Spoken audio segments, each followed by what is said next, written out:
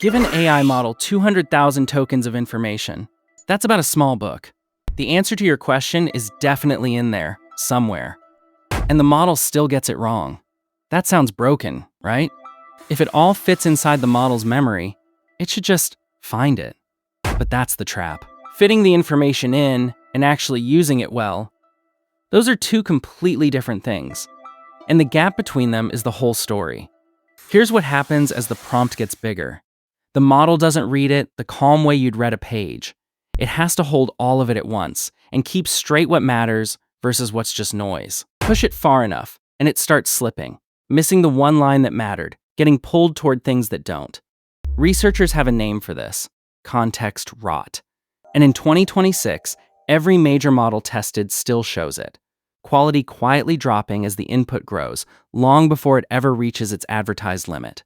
So recursive language models, RLMs, try something almost backwards. Instead of stuffing everything into the model, they keep most of it outside. The data sits in a little coding workspace, like a Python environment.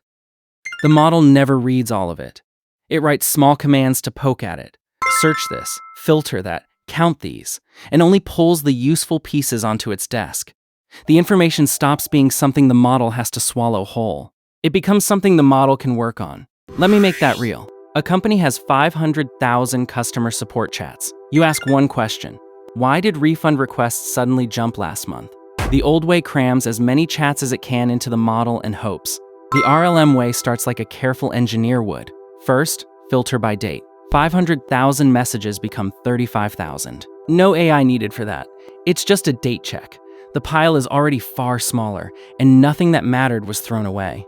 Next, search for the words that matter: refund, billing, charge.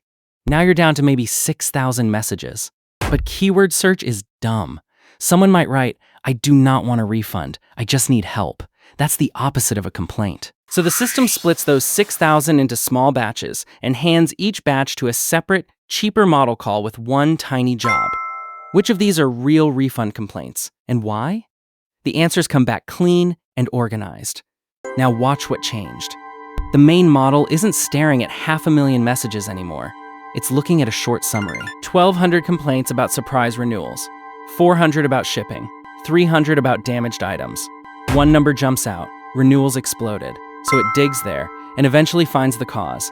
The company quietly changed how subscriptions renew 3 weeks earlier.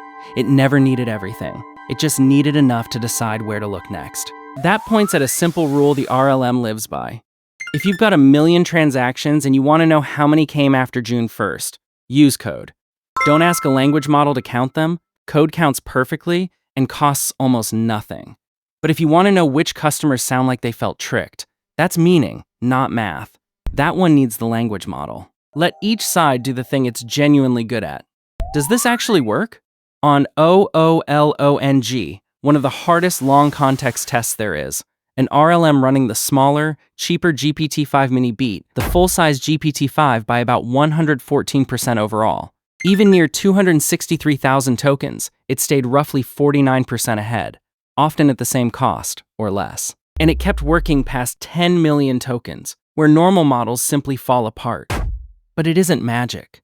Go too deep with recursion on an easy question, and it gets slow and expensive. The lesson isn't always recurse. It's use the simplest tool that works. For years, we've been making the model's desk bigger. 100,000 tokens. 1,000,000. But an RLM says something different. Keep the desk small. Put the information in a warehouse. Give the model tools to walk in, search the shelves, and carry out only what it needs. So maybe the future of long context isn't a model that reads everything at once. Maybe it's a model that knows what's actually worth reading, which makes you wonder, what would you stop feeding your model if it could just go and fetch?